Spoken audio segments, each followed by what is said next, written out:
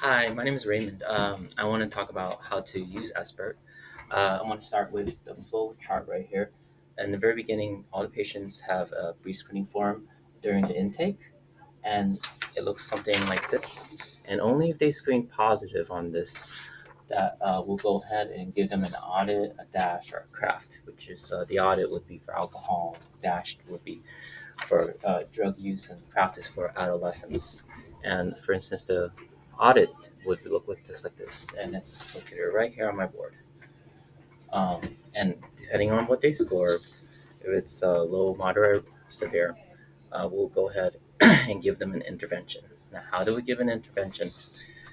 First, we want to approach them we want to raise the subject and say, "Oh, I see. Hello, so and so. May we talk about how you scored on your drug and alcohol use?" And if they say yes, then we can say, "Oh, I see that you scored a 5 or a 14, whichever number. Can you elaborate more about it?" So we want to approach patients non-judgmental, open-ended questions. As soon as they ask, they tell you reasons why. If it's because they're having insomnia, anxiety, depression, that they're drinking. We want to ask them more about it. Like, has it caused any negative consequences? Has it caused you to have to call out work the next day? Has your family or friends um, said that you've been drinking too much? Do you feel guilty about drinking? And we're trying to explore their reasons for drinking and their motivations, that why they might have stopped. After we ask them about their drinking and alcohol use, we want to share information about just general information. For instance, that men, we recommend they only drink 4 drinks per day, or 14 drinks in a week, or women is 3 drinks in a day, or 7 drinks per week, or else it could lead to mental health issues such as insomnia or anxiety or depression, or physical health issues like cardiovascular issues. Um, so we want to give them education, and after that, we want to circle back to enhance their motivation. We want to talk about why they are drinking, ask them the pros and cons they feel about it, and then there's a scale. For instance, on a scale on a score of 0 to 10, we will always want to ask why on what how ready are you to stop drinking, and whichever answer is, you always follow up with why isn't the number lower.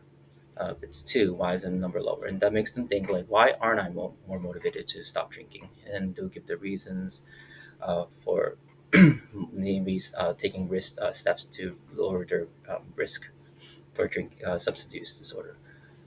Afterwards, we want to talk about small steps. So we want to talk about, oh, maybe we can reduce your drinking. Maybe we can drink only 2 drinks instead of 4 drinks in a setting, or maybe we can buy less alcohol in your house or when you have groceries. And then they agree to small steps plans. We'll come to maybe the future goal will be to really reduce the drinking to once per week or not at all. Uh, and finally, we want to ask them, oh, is it okay with you so and so if we can talk about this again in 2 weeks whenever your follow up appointment is? We can see where you are with your goals. And that's how we do a motivational interviewing. So with this board, I just wanted to show that there is the audit over here. There's this patient handouts over here for education. After, if you do intervention, these are resources if there's severe risk for Prince William Community Services, or the Prince William Psychiatric Center, or the emergency rooms. This is education about how to do SBIRT.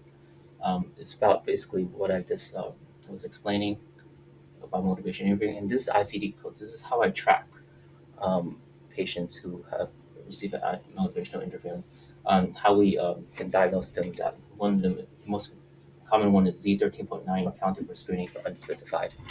And that I will able to track them. And then please, if you can fill out a form when you finish, it'll just be to see your confidence level of using SBIRT. Thank you.